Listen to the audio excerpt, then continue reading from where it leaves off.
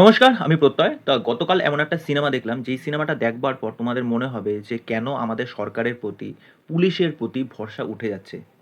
আর বারংবার এটা দেখতে, দেখতে মনে হচ্ছিল যে এটা আমাদের রাজ্যেরই ঘটনা। আর সেটা আমাকে ভেতর থেকে নাড়া দেয় যে তারা তাদের কর্তৃত্ব কায়েম করার জন্য কতটা নিচ অব্দি নামতে পারে।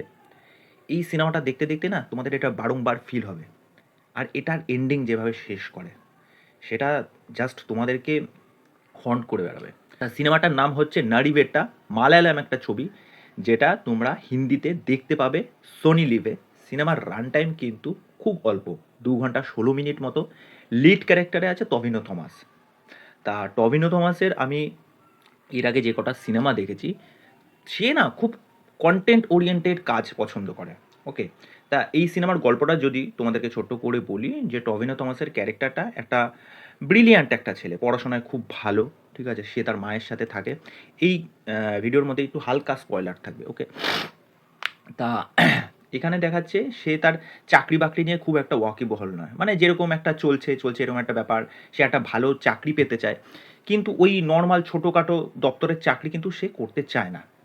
আরেকটা দিকে আমরা ঘটনা দেখতে পাচ্ছি, একটা অধিবাসী এলাকা, সেই অধিবাসীরা তাদের নিজেদের জমি রক্ষার জন্য তারা একটা আন্দোলন করছে।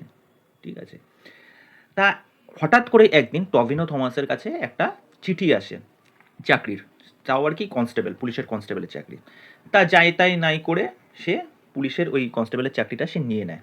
অপর দিকে দেখানো হচ্ছে টভিনো থমাসের একটা তোমার লাভ অ্যাঙ্গেল রয়েছে, যেই মেয়েটা তাকে সর্বক্ষণ তাকে নানা রকমভাবে সাপোর্ট করে, তার পাশে থাকার চেষ্টা করে। এইবার এই যে আদিবাসীদের জমি অধিগ্রহণ, এই ব্যাপারটা নিয়ে একটা বিরাট একটা আন্দোলন চলছে।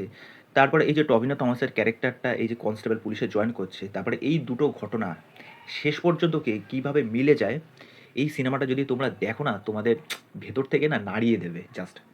তা এখানে সবচেয়ে বড় স্ট্রং যেটা আমার লাগলো, যে এই সিনেমার রান টাইম দেখো খুব কিন্তু বেশি না। প্রথম থেকে যখন দেখা শুরু করবে, একটা ইন্টেন্স একটা মুহূর্ত দিয়ে গল্পটা শুরু হচ্ছে। একটা জঙ্গলের দৃশ্য দেখানো হচ্ছে, টভিনো থমাসের ক্যারেক্টারটাকে খোঁজানো হচ্ছে, যার ফলে তোমরা প্রথমেই হুক হয়ে যাবে যে কেন এই লোকটাকে খোঁজা হচ্ছে, কারণটা কী। তারপরে টভিনো থমাসের ব্যাক স্টোরিটা দেখানো হচ্ছে, তার লাভ অ্যাঙ্গেল, তার নিত্য নৈমিত্তিক জীবন, এই সমস্ত জিনিস দেখানো হচ্ছে।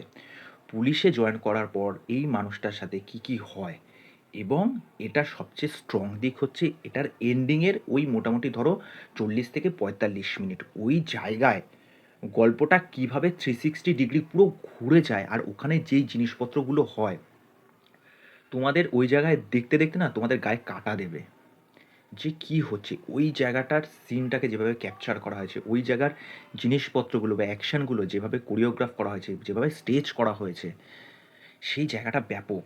ওখানে যারা আন্দোলন করছিল তাদের ওপর কীরকমভাবে অত্যাচার করা হচ্ছে, মানে তোমরা যখন দেখবে ওই জায়গাটা তোমাদের চোখে জল ধরে রাখতে পারবে না। আর এখানে সবচেয়ে বড় পজিটিভ দিক হচ্ছে এই যে এন্ডিংটাকে যেভাবে দেখানো হয়েছে। ওকে, টভিনো থমাসের ক্যারেক্টারটার যদি কথা বলি, এই ক্যারেক্টারটা প্রথমের দিকে যেরকম ছিল, তারপরে এই মানুষটার যেরকমভাবে পরিবর্তন হয়, তার চোখ মুখের ভাষা, তার বডি ল্যাঙ্গুয়েজ, তার অভিব্যক্তি দেখে তোমরা জাস্ট অবাক হয়ে যাবে এই ক্যারেক্টারটা কি রোল প্লে করছে। এবার ওখানে যখন পুলিশ এসে জয়েন হয়, সেখানে তার একজন সিনিয়র মোস্ট দাদার সাথে পরিচয় হয়, তার সাথে তার কেমিস্ট্রিটা যেরকমভাবে দেখানো হয়। এখানে একটা কুকুর রয়েছে, গ্রামের একটা লোক আছে, তার সাথে সর্বক্ষণ একটা কুকুর ঘুরে বেড়ায়। সেই কুকুরটার সাথে শেষ পর্যন্ত কি হয়, সেই পোর্শনটা দেখে তোমাদের ভেতর পুরো নড়ে যাবে, ওই জায়গাটা মানে চোখে দেখতে পারবে না।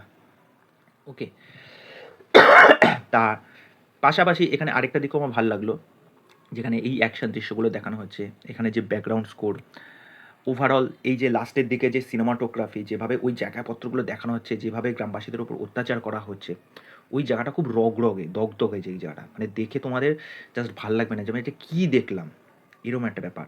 প্রথম থেকে যখন দেখা শুরু করবে ঘটনাটা, ঠিক আছে চলো একরকম নর্মালভাবে চলছে, মানে কি হচ্ছে, কিন্তু ওই পরবর্তী জায়গাগুলো যখন আসবে, কিছু কিছু এমন ঘটনা ঘটবে, তুমি কনফিউজ হয়ে যাবে যে কেন হচ্ছে, কি হচ্ছে এইগুলো, মানে কি করে হতে পারে, একটা সরকার একটা পুলিশ কেন এইগুলো করবে, তাদের কি স্বার্থ আছে।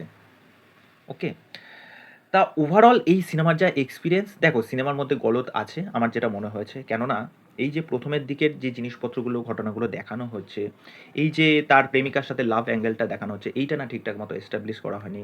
প্রথমের কিছু কিছু জিনিস এমনভাবে আসে, সেইগুলো মনে হয় সেগুলো ঠিকঠাক মতো গিয়ে শেষ পর্যন্ত এক্সপোজার দেয়নি। সিনেমার রান টাইম যেহেতু কম, সুতরাং এই জায়গাটা ঠিকঠাক মতো কিন্তু এক্সপ্লোর করতে পারেনি। কেননা ওই জায়গাটা এক্সপ্লোর করাটা দরকার ছিল। কেননা তাদের মধ্যে যে কেমিস্ট্রিটা হচ্ছে, তারপরে এই মানুষটার মধ্যে যে চেঞ্জেস আসছে, এই যে তার মধ্যে যে একটা ব্রেকডাউন চলছে, সেই জায়গাটা আরও ইমোশনাল ডেপথ দরকার ছিল। কিন্তু ওভারঅল এই সিনেমার যেরকম এক্সপিরিয়েন্স, যেরকম ট্রিটমেন্ট, যেরকম টবিনো থ্যামাসের ক্যারেক্টারটা এই রোলটাকে প্লে করেছে, সেটা দেখবার মতো। আমি বলবো ডেফিনেটলি তোমরা এই কাজটা দেখো। আশা করি তোমরা নিরাশ হবে না। তা এই হলো আমার মতামত। তো চলো আজকের ভিডিও এখানে শেষ করছি, পরবর্তী ভিডিওতে আবার দেখা হচ্ছে। বাই।